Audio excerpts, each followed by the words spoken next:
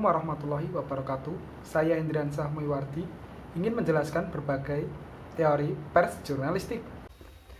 Beberapa penjelasan tentang teori pers jurnalistik.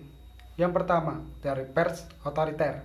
Teori pers otoriter ini mulai diterapkan pada abad 15 hingga 16. Menurut teori ini, kontrol media itu sepenuhnya berada di tangan pemerintah atau penguasa. Jadi, di sini rakyat tidak memiliki hak penuh untuk menyampaikan aspirasi atau pendapat mereka melalui media. Menurut teori pers di sini, tugasnya adalah untuk mendukung politik pemerintahan yang berkuasa.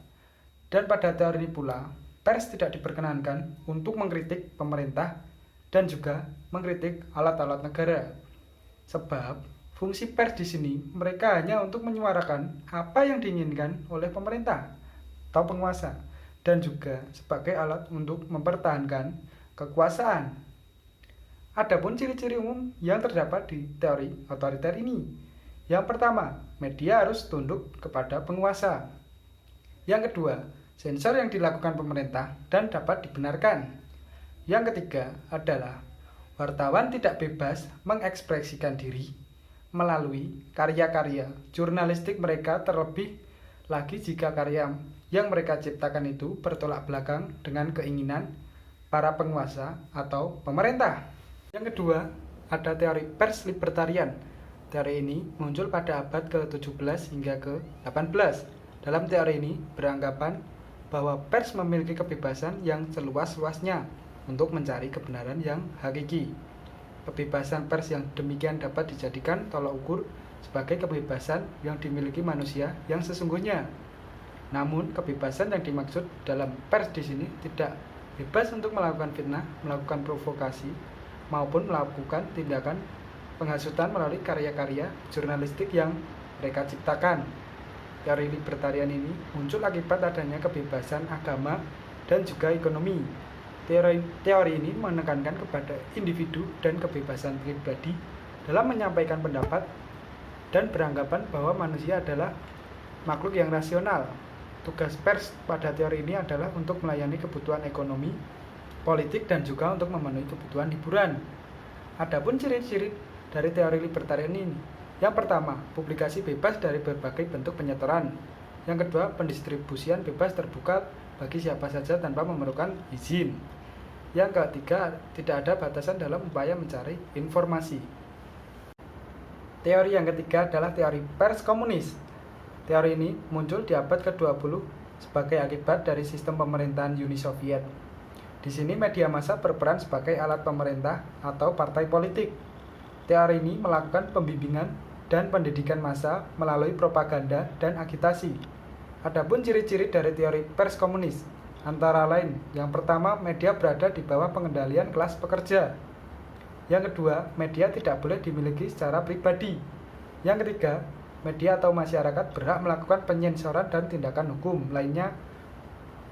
Menurut teori ini, pula pers dituntut oleh melakukan yang terbaik untuk penguasa ataupun pemerintah. Apabila pers melawan mereka, akan dijadikan sebagai alat indoktrinasi massa oleh pemerintah. Yang keempat, ada teori tanggung jawab sosial. Teori ini beranggapan bahwa pers dalam forum musyawarah yang akan dipertanggungjawabkan kepada masyarakat dan juga khalayak atas sebuah permasalahan. Teori ini beranggapan bahwa media massa, khususnya televisi dan juga radio, merupakan saluran frekuensi milik publik, dan apabila kedua media massa telah dijadikan kendaraan politik oleh perorangan atau parpol, maka dianggap sebagai pelanggaran hukum dari pelanggaran norma yang berlaku di masyarakat. Teori ini membantu terciptanya profesionalisme dalam media dengan melakukan akurasi dan kebenaran informasi ke tingkat yang lebih tinggi. Adapun prinsip-prinsip utama yang terkandung di dalam teori ini. Yang pertama, media harus memenuhi kebutuhan dan kewajiban tertentu kepada masyarakat. Yang kedua, media hendaknya bersifat pluralis dan menciptakan masyarakat dan kepada atasan media yang mereka miliki. Yang kelima, ada teori pers pembangunan. Teori pers pembangunan lahir pada tahun 1950.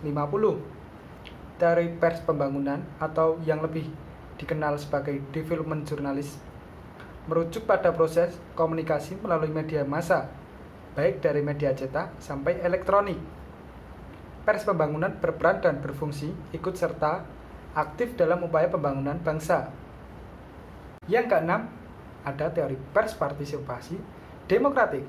Teori ini muncul sebagai reaksi atas komersialisasi dan monopolisasi media yang dimiliki swasta.